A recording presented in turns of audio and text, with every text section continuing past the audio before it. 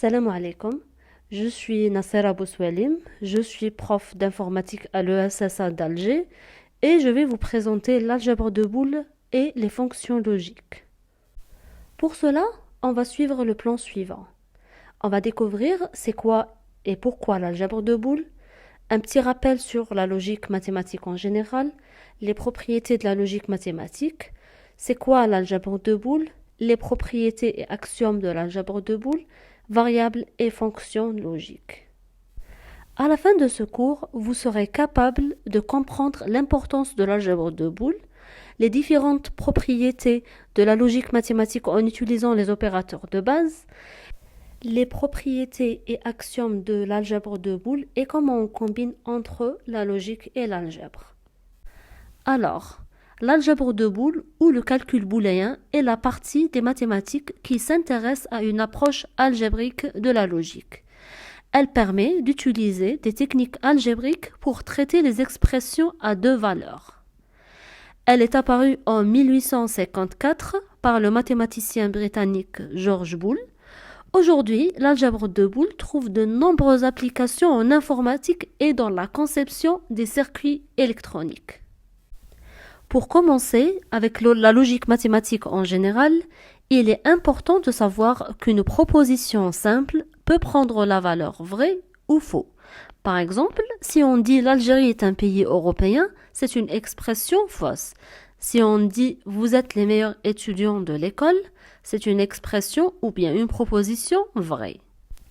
Cependant, une proposition peut être composée de plusieurs propositions simples. Alors, si par exemple on a la première proposition je suis prof d'informatique, la deuxième proposition j'ai eu le prix Nobel, je ne peux pas juger si la proposition la plus englobante, elle est vraie ou elle est fausse. Pour que ça soit possible, il faut définir un lien entre les deux expressions. Ce lien n'est rien d'autre qu'un opérateur logique. On définit trois opérateurs logiques de base qui sont non, et, ou. L'ordre de priorité est important. Donc il faut savoir que les parenthèses sont les plus prioritaires, suivies du non, suivi du et enfin le ou.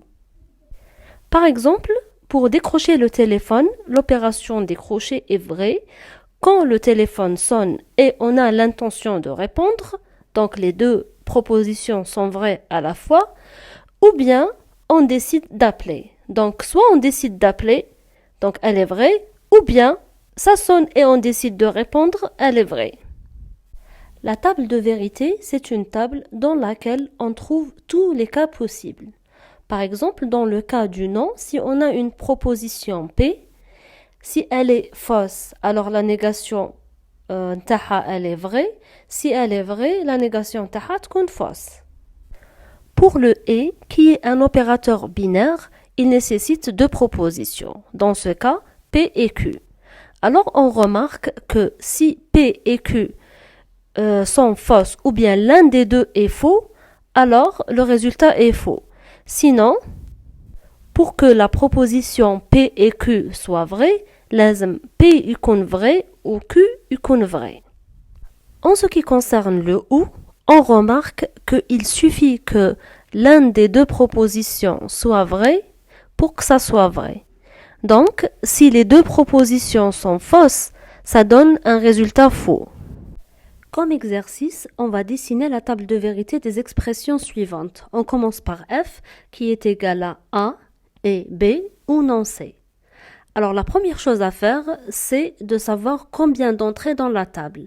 Pour cela, il faut définir combien de variables on a, qui m'a dans le cas de F, on a A ou B ou C, donc 3 variables.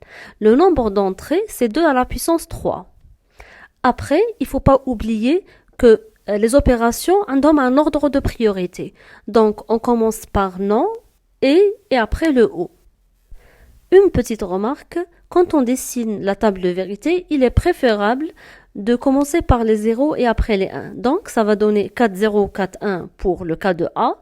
Pour le cas de B, 2, 0, 2, 1, 2, 0, 2, 1.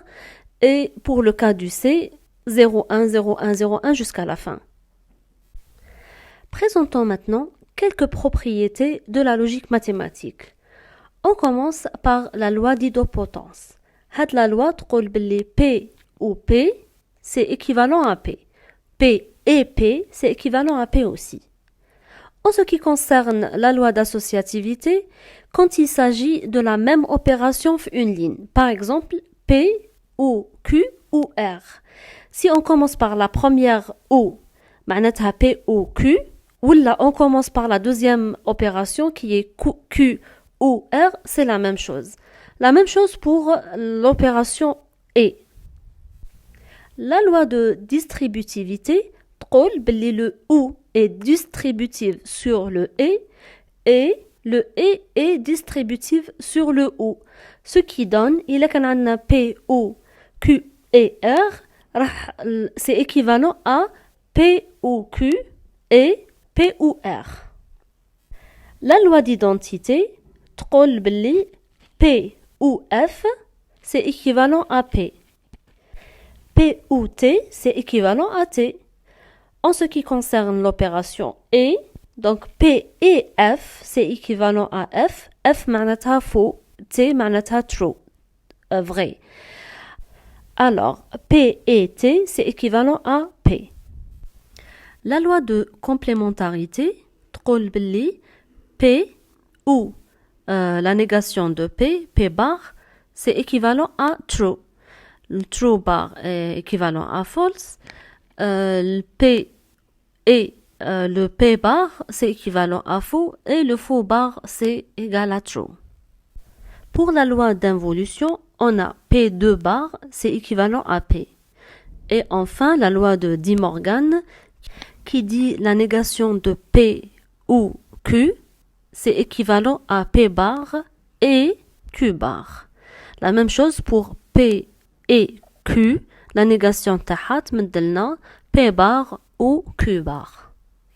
Dans l'algèbre de boules, on garde pratiquement les mêmes propriétés que la logique mathématique. Sauf que on remplace les opérateurs logiques et ou par les opérateurs binaires fois et plus. Et aussi, on manipule que deux valeurs qui sont le 0 et le 1 au lieu de vrai et faux. Donc, on commence par la commutativité qui dit que A plus B égale à B plus A. C'est pareil pour le fois A fois B, c'est égal à B fois A. Pour la distributivité, donc on a A plus B fois C, c'est égal à A plus B fois A plus C. C'est pareil pour le fois qui est distributif sur le plus. Donc, on a A fois B plus C égale à A fois B plus A fois C. L'identité, A plus 0 c'est A et A fois 1 c'est A. Complémentarité, A plus A bar c'est 1 et A fois A bar c'est 0. En se basant sur tout ce qu'on a dit précédemment, on définit les axiomes suivants. Loi d'idempotence. A plus A est égal à A fois A c'est égal à A.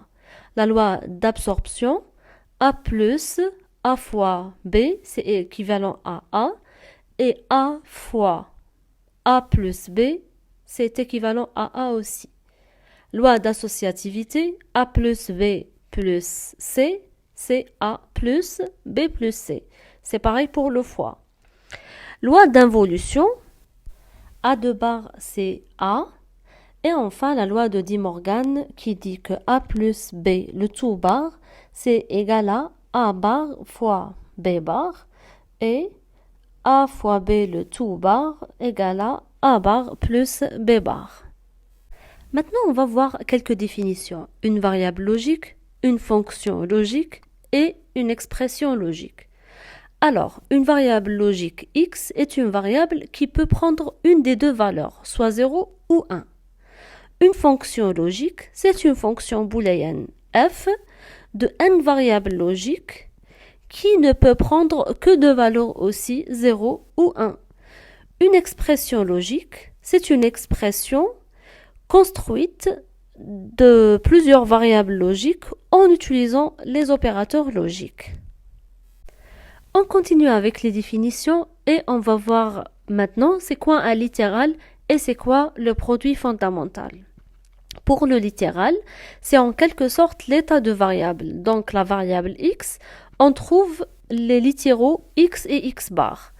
En ce qui concerne le produit fondamental, la première chose c'est un produit booléen.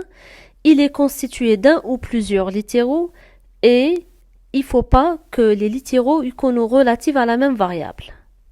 Comme exemple, on a x, y, z bar, x bar, y, z qui sont des produits fondamentaux parce que ce sont des produits booléens et il n'y a pas deux littéraux. Les deux produits, il n'y a pas de deux littéraux de la même variable. Pour le deuxième cas, on a x, y, x, z et x, y, z, y bar. Les deux cas, ce ne sont pas des produits fondamentaux. Parce que le premier cas, on a x, x qui sont deux littéraux de la même variable x. Ou le deuxième cas, on a y, y bar qui sont aussi deux littéraux de la même variable y. Une remarque très importante avant de continuer avec les définitions, tout produit booléen peut être réduit soit à 0, soit à un produit fondamental. Exemple, y bar, x, y, z bar, il peut être réduit à quoi? Eh bien, la réponse, c'est 0, puisque y bar fois y, c'est 0 d'après la loi de complémentarité. Le deuxième cas, c'est y bar, x, z bar, x. Il peut être réduit à quoi? Alors, la réponse, c'est il peut être réduit au produit fondamental y bar, x, z bar. Pourquoi? Parce que x fois x, c'est x, d'après la loi d'idempotence. Maintenant, on va introduire deux notions qui sont l'inclusion, inclus, et la forme polynomiale.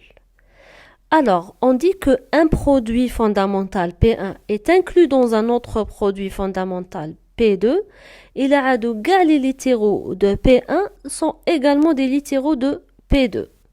Exemple, x, z bar, il est inclus dans le produit x, y, z bar. Parce que x ou z bar, ce sont aussi des littéraux de x, y, z bar. Une remarque qui compte un produit inclus dans un autre produit qui نديروا la somme تاعهم. Donc il كان par exemple عندنا P1 P2 la somme تاعهم راح تمد لنا toujours P1.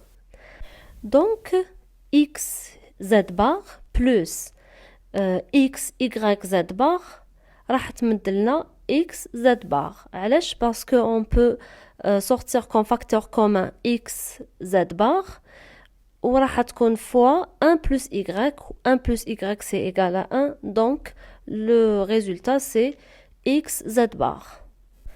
Après, une expression E, elle est sous forme polynomiale, et la E c'est un produit fondamental, ou bien c'est la somme de produits fondamentaux. La deuxième condition est que aucun terme ne soit inclus dans un autre. Exemple, le premier exemple, c'est c'est une forme polynomiale. La deuxième expression, c'est pas une forme polynomiale.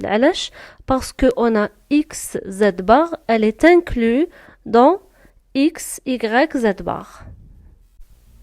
Remarque, toute expression logique E peut se mettre sous forme polynomiale. Comment? Et là, c'est pas un produit fondamental, il faut نرجعوه un produit fondamental كما شفنا في l'exemple الأول. Et إذا كان un terme est inclus dans un autre terme, aussi il faut éliminer avec l'inclusion. On dit qu'une expression E, elle est sous forme normale disjonctif ou bien la première forme normale de Shannon si E, elle est sous forme polynomiale. Alors, une forme polynomiale, c'est qu'elle doit être un produit fondamental ou bien la somme de produits fondamentaux. Et aussi, il ne doit pas y avoir une inclusion. Aussi, chaque produit est relatif à tous les variables. Exemple, l'expression yx bar plus x, y, z bar, elle n'est pas sous forme normale disjonctif parce que x, y manque un littéral de la variable z. Cependant, toute expression polynomiale peut être mise sous fnd. Comment? C'est en multipliant le terme qui manque un littéral par la variable plus sa négation, qui est équivalent à 1. Le théorème de Shannon dit que si on a une fonction logique f de x1, x2, x3 jusqu'à xi jusqu'à xn, elle est égale à xi fois f de x1 jusqu'à 1 pour le ième terme jusqu'à xn plus x bar fois f de x1 jusqu'à 0 pour le ième terme jusqu'à xn. Exemple. Pour simplifier, on va prendre que le cas de deux variables. Donc, on a f de AB est égal à A fois f de 1b plus A bar fois f de 0b, d'après le théorème de Shannon. On veut prouver que cette égalité est toujours vraie. Donc, on suppose que A est égal à 0 et on remplace la valeur de A dans la deuxième partie de l'équation. Ça va donner 0 fois f de 1b plus 1 fois f de 0b. Et donc, 0 fois quelque chose, ça donne 0. Et 1 fois quelque chose, c'est la même chose. Donc, ça va donner f de 0b. Et le 0, c'est le A. Et donc, on peut remplacer 0 par A qui donne f de AB. Si on prend le cas de 1, ça va donner 1 fois f de 1b plus 0 fois f de 0b. Et la même chose, donc 0 fois f de 0b, تروح ب 0. تبقى لنا 1 fois f de 1b. Et 1 fois quelque chose, c'est la même chose. Donc, ça va donner f de 1b qui est aussi f de AB du moment que la valeur de A est 1. Donc, du moment que f de AB est égal à A fois f de 1b plus A bar fois f de 0b, donc on peut aussi trouver une valeur à f de 1b qui donne b fois f de 1, 1 plus b bar fois f de 1, 0. Aussi, f de 0b donne b fois f de 0, 1 plus b bar fois f de 0, 0. Donc, si on remplace f de 1b et f de 0b par leur valeur dans la première équation, ça va donner a fois b fois f de 1, 1 plus a fois b bar fois f de 1, 0 plus a bar fois b fois f de 0, 1 plus a bar fois b bar fois f de 0, 0. Maintenant, considérons la fonction définie par la table de vérité ci-dessous. On va essayer de trouver la fnd.